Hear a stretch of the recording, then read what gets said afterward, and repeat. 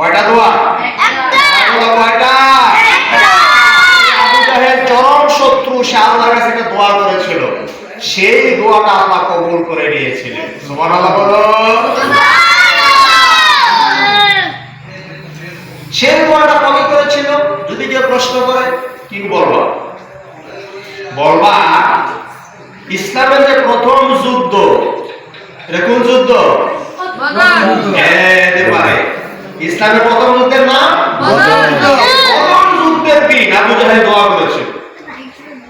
বদর যুদ্ধের ময়দানে কাফেরদের বাহিনী আর মুসলমানদের বাহিনী মুখোমুখি হয়েছিল।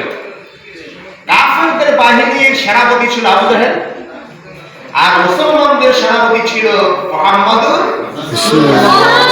সাল্লাল্লাহু আলাইহি। সেই যুদ্ধে আবু জাহেল যখন মক্কা থেকে যখন বদরের দিকে রওনা দেয়, এই বদরের দিকে রওনা দেওয়ার সময় আবু জাহেল কাবা ঘরে যাইয়া আল্লাহর ঘরে বইয়া একটা দোয়া করেছিল। কে দোয়া করেছিল? কথা বলে না। কে দোয়া করেছিল? আবু জাহেল। কোথায় গিয়ে দোয়া করেছিল? কাবা ঘরে। কার কাছে দোয়া করেছিল? কাবা ঘরে 360 দেবতা। কয়টা? 360 দেবতা আছে তখন কাবা ঘরে। প্রতিমা, মূর্তি 360টা। কারো কাছে দোয়া করে না, দোয়াটা করেছে কার কাছে? দোয়াটা কি করেছে বলবো? আবু জাহেল সেদিন কাবা ঘরকে ধরে বলেছিল, আল্লাহ, আজকে আমরা দুই দল, দুইটা বাহিনী, সেনাবাহিনী যুদ্ধের ময়দানে মোকাবেলায় যাচ্ছি।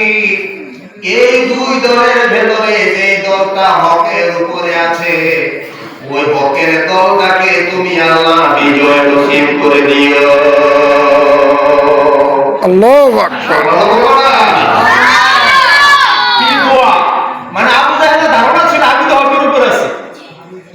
মুহাম্মদ সাল্লাল্লাহু আলাইহি ওয়াসাল্লাম তিনি তো এই নতুন একটা থেকে একটা কলমা আনছে, দাওয়াত দেওয়া শুরু করেছে। আমরা তো বাপ দাদা 14 গোষ্ঠী থেকে শুরু করে আমরা আমাদের সেই ধর্ম মূর্তির পূজা করতেছি, আমাদেরটাই হক।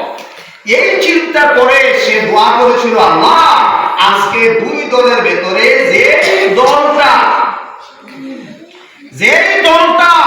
হকের উপরে আছে, তুমি সেই দলকে বিজয় করে দিও।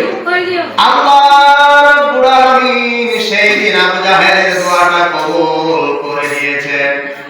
বদরের যুদ্ধ যখন শুরু হয়ে গেল, সে যুদ্ধের ময়দানে মুসলমানেরা হকের উপরে ছিল। আবু জাহেল পরাজিত হয়ে গেল, মুসলমানেরা